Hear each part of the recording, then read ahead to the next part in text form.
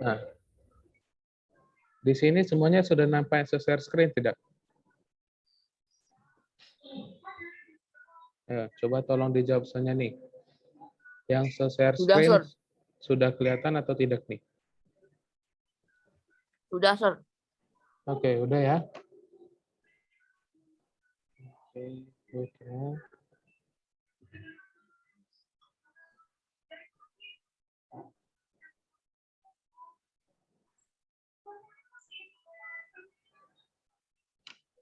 Karena sepilih materi kita itu melalui yang namanya internet, sebuatnya dari Google Docs, ini jadinya kurang maksimal ya. Nah, ini. Dia masih loading. Bentar ya.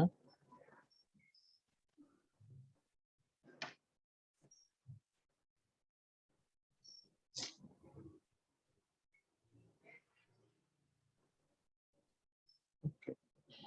Wait. Kita masuk bahaya komputer dan teknologi ramah lingkungan.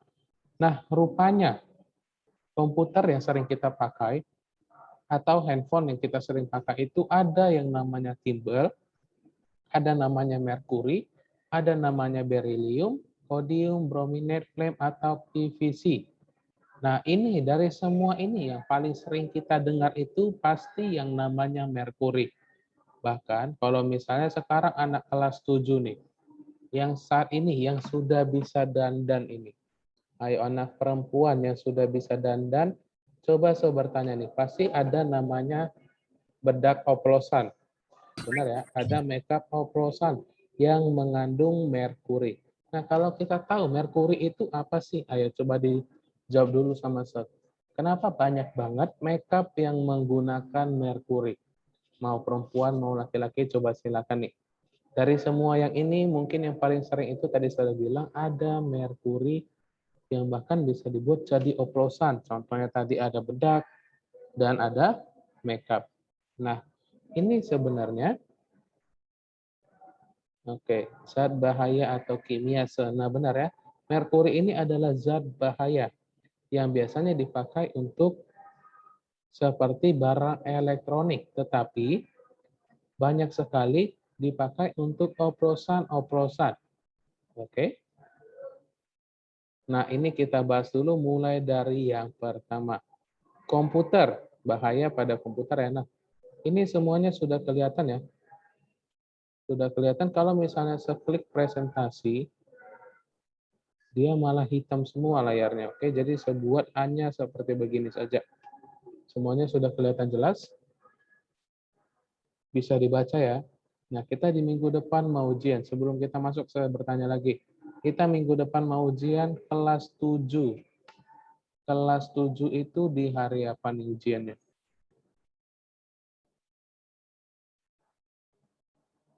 Kelas 2 Oktober kalau nggak salah.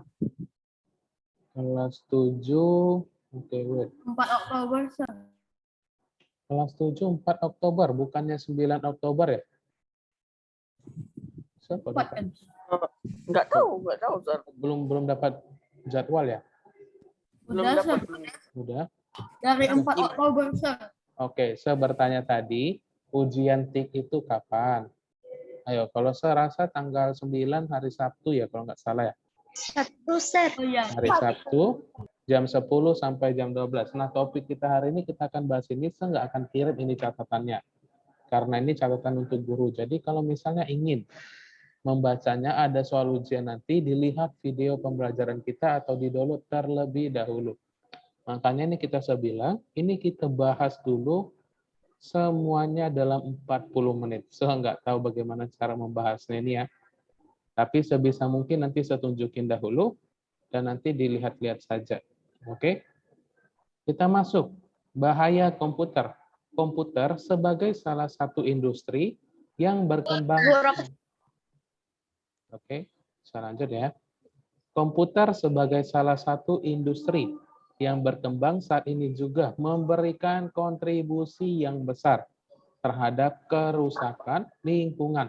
Nah, di sini ada kata kontribusi. Kita sering banget mendengar ada kata kontribusi. Kalau misalnya kita tahu nih, apa sih arti kontribusi ini misalnya di dalam kehidupan kita? Ayo, cobalah tolong diberikan kontribusinya. Nah, paling sering kita mendengar kata kontribusi. Ayo. Apa itu arti kata kontribusi? Sepasti yakin 100%. Pasti di sini rata-rata sudah pernah mendengar arti kata kontribusi. Ayo, tolonglah diberikan kontribusinya. Kalau misalnya ada tugas, dikerjakan bareng-bareng. Atau tugas kelompok, ayo kontribusinya. Pendapat se. Oke, yang lain. Ayo. Masih di dalam satu slide aja kita banyak sekali berikan pertanyaan nih. Oke, kontribusi itu beserta bisa artinya pendapat. Masih satu orang, yang lain bagaimana nih? Saya pasti yakin 1000%. Ada sering banget mendengar kata kontribusi. Dan kita pasti juga sering pernah berkata arti kontribusi. Ayo. Arti kontribusi itu boleh dicatat ya, boleh dicatat. Kontribusi adalah sumbangsi yang diberikan dalam berbagai bentuk. Oke, paham ya? Sumbangsi yang diberikan dalam berbagai bentuk. Nah, jadi komputer ini memberikan sumbangsi, sumbangan yang besar terhadap kerusakan lingkungan. Nah, berarti kalau kata sumbangan itu dia ke arah negatif. Ke arah negatif karena menurut laporan United Nation University, puluhan juta ton sampah atau sering juga disebut sebagai electronic waste yang dihasilkan setiap tahun dan memberikan dampak kerusakan pada lingkungan. Nah, ini barang elektronik hanya pada komputer saja sudah memberikan sumbangan yang besar terhadap lingkungan. Nah, kita tahu kalau misalnya di dalam setiap apapun, mau itu kendaraan, mobil, motor, atau bahkan sampai elektronik, pasti ada yang namanya plastik. Benar, pasti ada di dalamnya kandungan plastik. Itu adalah hal yang wajar. Kita tahu semua di sini katanya, plastik itu tidak bisa diurai oleh tanah. Benar ya, plastik itu tidak bisa diurai tanah, kalaupun bisa itu sangat lama. Oke, sangat lama untuk diuraikan oleh tanah. Nah, ini contohnya. Pada tahun 2016, ada 44,7 juta ton e-waste yang dihasilkan dan diperkirakan jumlah ini meningkat menjadi 50 juta ton pada tahun 2020. Nah, jika ada 50 juta ton di tahun 2020 dan hanya 20% yang didaur ulang. Jika contohnya 10% dari 50 juta itu berarti sekitar berapa nih? 10% berarti hanya sekitar 15 sampai 20 ton saja yang didaur ulang. Sedangkan ada 50 juta ton pada tahun 2020 dan hanya 20% yang didaur ulang. Nah, contoh e-waste itu seperti bagaimana? Nah, contoh e-waste itu tadi kita sudah bahas. Yang pertama itu adalah komputer. Nah, komputer ini kenapa disebut berbahaya? Karena ada kandungan yang namanya timbal, merkuri, berilium, kadmium, dan ini semua. Dan di dalam komputer pun pasti ada yang namanya PVC. PVC ini adalah listrik. Plastik. Oke, nah ini kita lanjut dulu ya. Ada kandungan plastik. Nah, tadi saya sudah bilang kalau misalnya di dalam setiap apapun pasti ada yang mengandung plastik. Dan ada yang namanya e-waste ini di 50 juta ton pada tahun 2020 dan hanya 20% yang didaur ulang. Nah, tidak sampai di setengahnya. Oke. Mengapa komputer dikategorikan sebagai e-waste? Karena komputer merupakan alat elektronik yang terbuat dari bahan plastik atau biasa disebut juga sebagai PVC, logam berat, dan berbagai bahan kimia lainnya. Nah, kita lanjut. Saya hanya membaca aja ya, biar ini kita semua bisa melihat untuk ujiannya. Kalau misalnya sebahas ini, mungkin kita nggak bisa sampai selesai ya. Kalau ada yang mau ditanyain, mungkin di 2 minggu lagi baru saya bisa jelasin. Karena kita mengejar materinya. Sir, ini sir, teman saya, sir. Oke, kenapa? Oke, kita lanjut ya. Tolong didengarin dan fokus. Kita minggu depan mau ujian. Kita ujian itu sama seperti ujian semester. Ada pilihan berganda, ada isian, dan ada uraian. Semua soalnya sekitar 45 soal. Ada 45 soal dan ini termasuk juga sebagai ujiannya. Nah, makanya saya bilang tolong fokus. Ini saya nggak akan bagi materinya karena dibuat dalam bentuk website. Oke. Nah, ini ya, coba fokus ya. Saya udah bilang ini fokusin biar kita bisa mempelajarinya. Saya nggak akan bagi materinya. Kalau mau lihat materinya, ini diapain? Oke, kenapa, Gilbert? Ini ujiannya nanti dari Google Form. Ya, ujiannya saya buat dalam bentuk Google Form. Ada lagi? Kalau misalnya kita tidak pakai Google Form, catatannya udah dikirim, nah catatannya bukannya udah saya kirim kemarin, di minggu lalu. Udah ya? Catatannya udah saya kirim di minggu lalu dan ada juga catatan tentang ini. Nah, yuk kita bahas ini. Waktu kita tinggal bentar lagi. Sampai 9.35. Sekarang sudah 9.13, kita masuk slide 6 masih. Oke. Nah, yang pertama, tadi dalam komputer itu ada timbal. Timbal terdapat di dalam tabung monitor CRT. Nah, ini komputer zaman dahulu seperti begini, yang masih kotak, itu ada yang namanya mengandung timbal. Kaca monitor yang dapat menyambung rangkaian di CPU. Sebanyak satu tabung monitor CRT ini akan menghasilkan 2,2 kg timbal. Oke, 2,2 kg. Nah, ini kita tidak bisa pungkiri. Karena biarpun berbahan itu berbahaya, tetapi bisa memacu yang namanya teknologi, berkembangnya teknologi. Tidak mungkin ada komputer seperti sekarang yang tipis, kalau misalnya tidak ada komputer yang kotak seperti begini. Nah, itulah yang disebut juga perkembangan. Semakin lama semakin pesat. Oke, nah, kekurangan dari timbal ini dapat menyebabkan gangguan saraf, ginjal, dan sistem reproduksi. Nah, kalau sistem reproduksi ini semuanya pasti sudah tahu ya, misalnya kalau misalnya di dalam sistem reproduksi kita sudah rusak, mungkin tidak bisa BAB atau bagaimana dan lain sebagainya. Nah, ini adalah kekurangan timbal yang dapat menyebabkan saraf, ginjal, dan sistem reproduksi. Yang kedua adalah merkuri. Nah, tadi saya sudah bahas, kalau merkuri itu banyak sekali digunakan oplosan pada makeup. Makanya saya bertanya, bagi anak perempuan nih, pasti di sini sudah pintar atau sudah mulai belajar yang namanya makeup. Saya pikir semuanya sudah tahu merkuri banyak sekali yang berkata apa itu sih sebenarnya merkuri. Nah, merkuri terdapat pada rangkaian board seperti motherboard dan switch internal. Nah, ini kemarin kita sudah bahas. Kita sudah bahas yang pertama, motherboard itu bagaimana bentuknya. Nah, motherboard ini ada mengandung merkuri. Keracunan merkuri dapat menyebabkan gatal-gatal, kulit terbakar, kerusakan otak dan ginjal, serta perubahan warna kulit. Nah, yang namanya kimia itu tidak bagus buat kulit. Kenapa ini merkuri paling banyak digunakan oleh bara oplosan? Karena ini. Lihat, perubahan warna kulit. Jika kita membuat merkuri ini ke kulit, kita bisa merubah warna kita.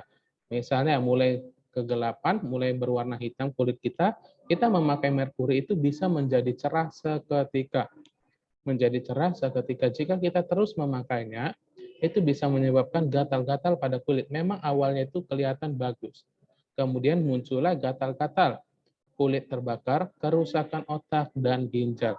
Bayangin aja jika misalnya merkuri ini ditaruh di muka. Kita bisa bayangin bagaimana nanti muka kita di kedepannya. Makanya kalau misalnya kita mau membeli apapun, dilihat barang-barangnya. Lihat komposisinya, dan yang terakhir yang paling sering. Kata orang tua ketika ingin membeli sesuatu, yang sering dilihat itu adalah masa berlakunya atau expired-nya. Nah, itu juga mempunyai tujuan. Karena tidak mungkin kita makanan yang mengandung yang sudah expired. Benar ya? Nah, kita masuk bagian slide ke-10 nomor 3, yaitu beryllium. Beryllium digunakan pada motherboard dan konektor sebagai pengeras komponen, tidak mudah berkarat. Beryllium ini bersifat karsinogenik, dan dapat menyebabkan penyakit paru-paru. Nah, kalau misalnya kita dari tadi sudah membahas beryllium, merkuri, sama timbal. Nah, sebenarnya ini menyebabkan kenapa bisa menyebabkan saraf ginjal, sistem reproduksi, ketika ini mungkin yang sering dipakai ini oleh anak TKJ ya, atau nanti waktu kita SMA, atau nanti kuliah mengambil jurusan komputer, ini kita pasti bakalan disuruh membedah-bedah komputer. Nah, itulah adalah bahaya-bahaya di dalam komputer. Ini kalau kita lihat dari bentuknya ini keras. Ini bentuknya keras yang berguna untuk konektor sebagai pengeras komponen. Jadi ibaratnya dari satu kabel ke kabel lain itu digunakan oleh beryllium. Mulai dari cair, kemudian memadat untuk konektor. Oke, konektor dan tidak mudah berkarat. Sebagai penyambungnya, ibaratnya ini sebagai lemnya. Oke, jika kita terlalu lama menghirupnya atau bagaimana dapat menyebabkan penyakit paru-paru.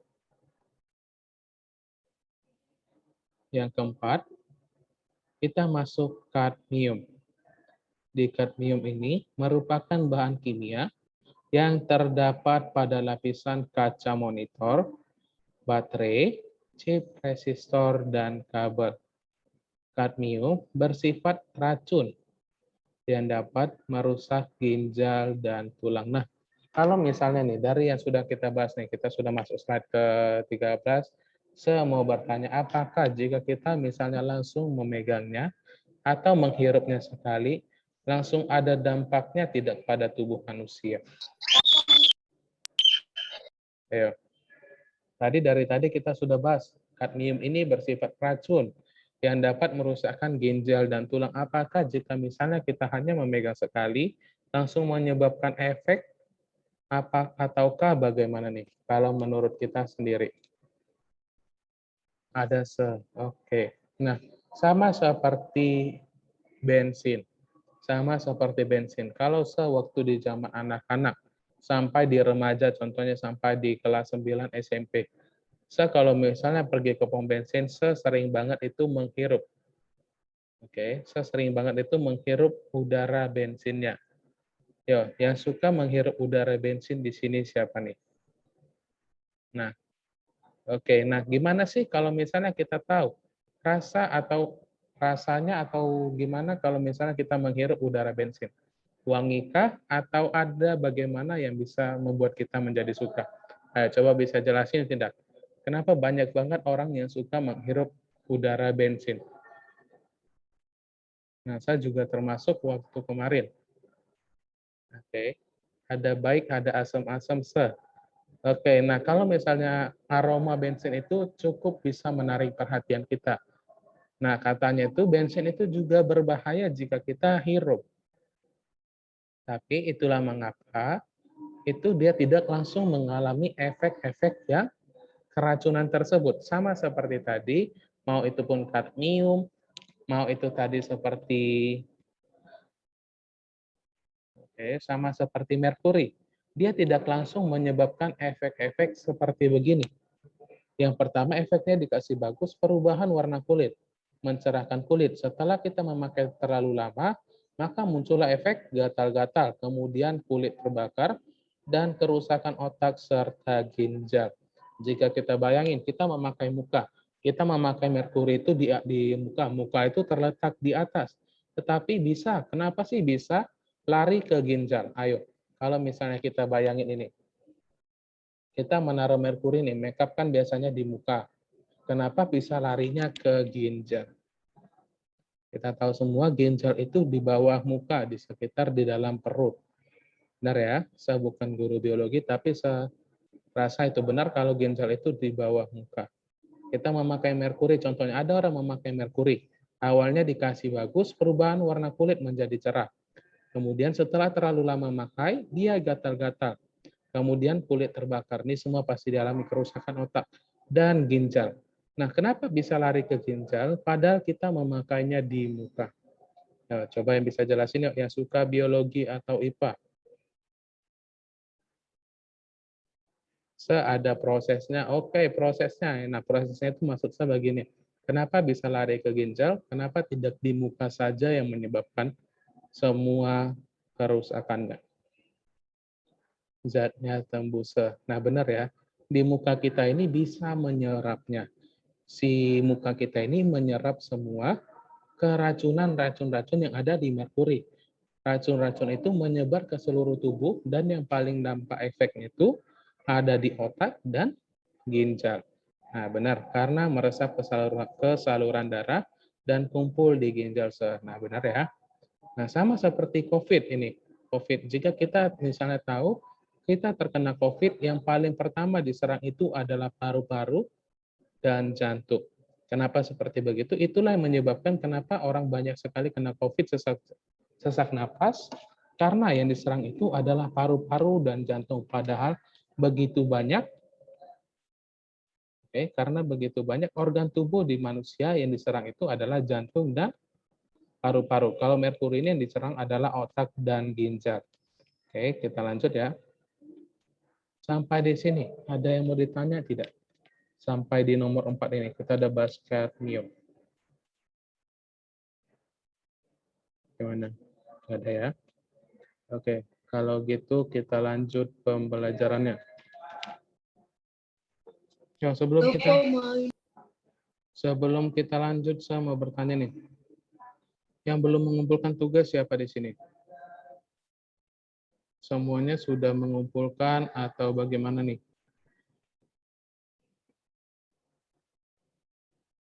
Ini kita sambil lihat tugasnya, sekarang di kelas 7A.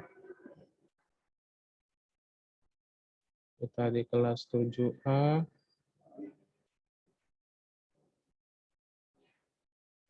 Oke, wait.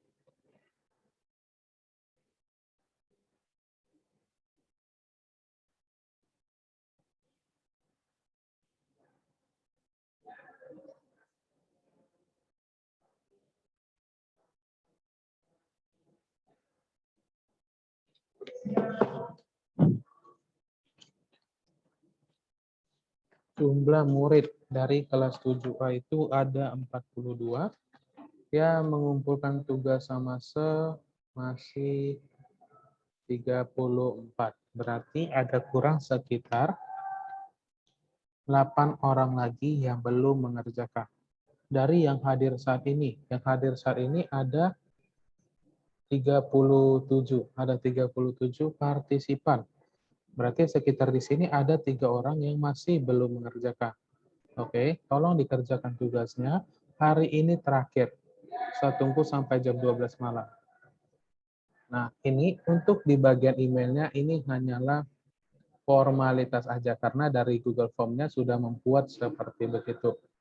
Oke, diisi saja formalitas. Saya nggak bakalan nge-hack email-email kalian karena ini memang langsung dari Google formulirnya. Ini mereka yang buat sendiri. Nah, saya tidak bisa ngedit-ngedit.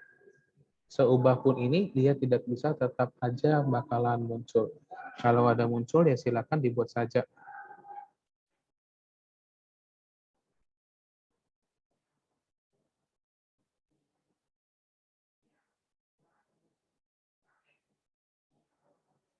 Oke, kalau gitu soal tugasnya rata-rata sudah mengerjakan, yang belum mengerjakan tolong dikerjakan. Kita lanjut materi kita. Kita sudah sampai di slide 4. Oke, bagian keempat sudah, kita masuk ke 5. Breminate flame retardance. Nah, komputer ini bukan hanya selalu mengandung yang namanya teknologi atau informasi dan komunikasi. Kita tahu kalau teknologi itu selalu gunanya perkembangan itu membantu manusia. Sama seperti di handphone atau komputer, tidak ada barang yang sempurna. Mau itu handphone iPhone sekalipun yang harganya paling mahal, pasti ada keburukannya atau ada aja minusnya. Dan manusia pun tidak ada yang sempurna. Kita tahu ya, contohnya ada sifatnya berpun ganteng banget, kaya banget, tapi pasti ada sifatnya yang jelek. Itu adalah sudah hukum alamnya. Oke, kita lanjut ya. Kita masuk ke sini. Brominate flame retardants merupakan bahan kimia yang ditambahkan pada produk agar perangkat tidak mudah terbakar. Nah, tujuannya diciptakannya ini kita sudah tahu kalau misalnya agar perangkat itu tidak mudah terbakar. Dan kenapa kalau misalnya nih, di sini pasti pernah semua rata-rata melihat ada yang namanya warnet. Ada yang namanya warnet atau warung internet atau bahkan di fotokopi. Kita tahu di tempat fotokopi itu komputernya selalu hidup. Komputernya selalu hidup 24 jam. Atau bahkan sama seperti kulkas, Jika kita tahu jika barang itu dihidupkan 24 jam, itu seharusnya panas. Benar ya, seharusnya panas. Dan inilah yang menggunakan bahan kimia inilah yang dimudahkan agar perangkat itu tidak mudah terbakar dan tidak mudah cepat panas. Jadi kalau misalnya seperti komputer itu sering banget hidup setiap hari pun, setiap saat itu karena ada yang namanya Brominate flame agar perangkat itu tidak mudah panas dan tidak mudah terbakar. Bahan kimia tersebut mempunyai sifat racun yang dapat menyebabkan kerusakan kelenjar tiroid dan berbahaya bagi janin. Nah, ini jika misalnya ini pecah atau kita hirup atau kita sentuh. Ini kita masuk yang keenam, PVC. Oke, PVC ini adalah barang plastik, merupakan bahan plastik yang juga dikenal dengan nama polyvinyl klorida. Jika dibakar akan mengeluarkan dioksin yang sangat beracun. Nah, jangankan komputer, plastik aso yang sering kita pakai untuk menampung barang-barang kita, itu pun jika kita bakar mengandung racun. Oke. Nah, kemudian kita masuk ke bagian dampak waste. Beberapa cara berperilaku green technology. Yang pertama,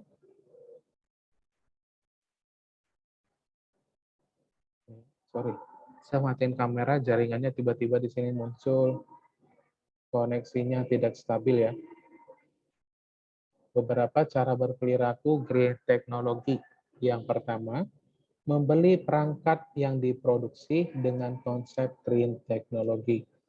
Nah, berarti kalau misalnya kita membeli barang, pasti jika memang menggunakan green technology, mereka sudah pasti membuatnya di barang tersebut. Nah, sama seperti tadi, ada bahkan barang yang digunakan, plastik yang digunakan adalah barang daur ulang. Nah, itu biasanya ada di dalam kemasan. Nah, itu bertujuan supaya kita tahu kalau barang tersebut itu adalah contohnya barang daur ulang atau dengan konsep green technology. Yang kedua, donasikan perangkat yang sudah tidak terpakai. Kita donasikan perangkat yang sudah tidak terpakai. Jadi setelah kita donasikan, bisa saja perangkat itu tersebut didaur ulang untuk dipakai kembali. Yang ketiga, gunakan kembali cartridge. Yang keempat, menggunakan jenis hard disk yang lebih hemat energi. Nah, di sini kita tidak mungkin kita pungkiri kalau misalnya ada aja barang yang mengandung hemat energi yang termasuk adalah hard disk. Hard disk ini adalah penyimpanan data yang isinya itu bisa sampai terabyte. Nah, kita juga kemarin di catatan pertama itu kita sudah bahas ada hard disk, ada floppy disk, ada compact disk, ada flash disk. Nah, dari beberapa bagian tempat penyimpanan tersebut, hard disk lah yang paling besar yang bisa menyimpan sampai 1 terabyte. Oke, kita lanjut. Nah, untuk kita tinggal 4 menit, rupanya ini masih banyak sekali. Kita masuk slide 20. Yang kelima, menggunakan CPU dengan core yang lebih banyak. Yang keenam, menggunakan RAM yang lebih besar. Yang ketujuh, monitor yang lebih hemat listrik.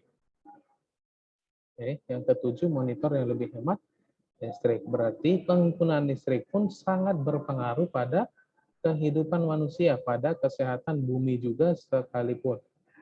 Oke. Pembahasan membeli. Oke. Nah, seperti begini nih. Ini berarti dia menjelaskan dari produk green technology. Nah, ini tadi saya sudah menjelaskan produk yang dikembangkan oleh konsep eco-friendly yang mempunyai bahan-bahan yang lebih ramah lingkungan dengan konsumsi energi yang lebih efisien. Yang kedua, donasikan perangkat yang sudah tidak terpakai. Kita bahas, ini dijelaskan lagi tentang dari ketujuh ini. Waktu kita tinggal 3 menit lagi. Ini sudah tunjukin ya. Nanti dilihat saja video pembelajarannya. Dicatat kembali mana yang penting-penting. Tambahin catatannya sendiri. Oke. Ini saya tunjukkan.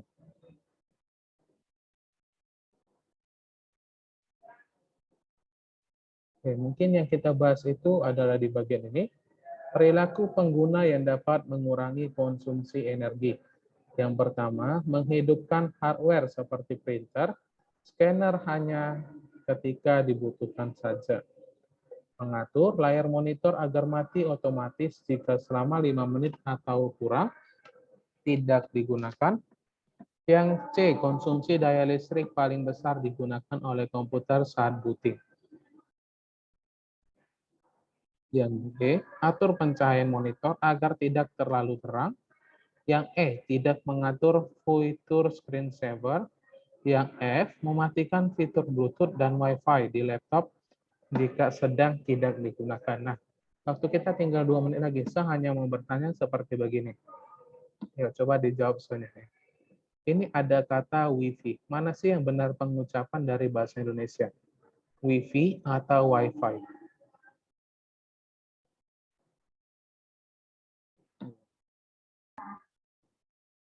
Wi-Fi. Ya, yang lain bagaimana? Mana lebih benar? Wi-Fi. Wi-Fi atau Wi-Fi? Wi-Fi. Ayo. Kalau misalnya untuk berkata pembilangannya, yang paling benar itu adalah Wi-Fi. Tetapi kita tinggal di Indonesia. Nah, saya di rumah juga memakai yang namanya Wi-Fi. Tapi orang tua saya sering banget berkata Wi-Fi. Hidupin dulu Wi-Fi-nya, hidupin dulu Wi-Fi-nya. Saya kayak kurang serak gitu mendengarnya ya. Kita mendengar terasa banget kalau kita itu Indonesia banget. Kalau misalnya baca Sprite, bacanya kan adalah Sprite. Ada orang bilang adalah kalau misalnya orang kampung nih, kebetulan opung saya itu orang kampung, dia bilang selalu Sprite. Sprite. Padahal cara bacanya adalah Sprite. Atau ada lagi cara baca yang lain tidak? Kalau untuk bagian Sprite. Ayo, ada Sprite. Kalau misalnya orang lain atau orang Indonesia selalu bilangnya Sprite. Nah, sama juga seperti Wi-Fi, ini cara bacanya Wi-Fi. Penulisannya adalah seperti begini, oke? Nah, ini saya sudah tunjukin materi-materinya. Ini nanti dilihat saja sendiri, saya tidak bagi alasannya, karena dibuat dari dalam website. Ini tidak bisa kita bagi hanya untuk yang mengeditnya saja. Hanya untuk para guru-guru saja seperti begini. Oke, jika saya bagikan ini, nanti bisa bahaya. Bisa aja satu orang nanti mengedit atau menghapusnya semua, jadi tidak bisa ada lagi bahan-bahannya. Oke, kalau begitu kita akhirin dulu pembelajaran topik kita hari ini. Kita tutup sampai di sini, kita jumpa lagi di 2 minggu lagi. Yang pertama, kerjakan tugasnya bagi yang belum, dan kedua, selamat ujian di minggu depan. Kita jumpa di 2 minggu lagi, bye-bye.